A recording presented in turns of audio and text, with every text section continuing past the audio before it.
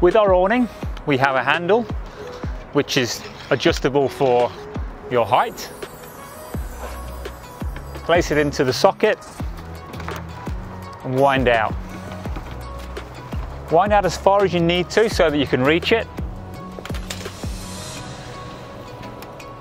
And take out the legs.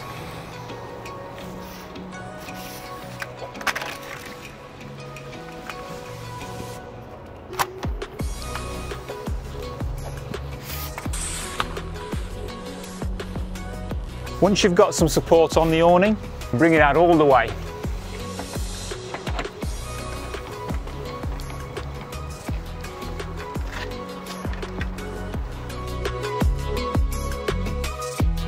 Put the awning away in the reverse order.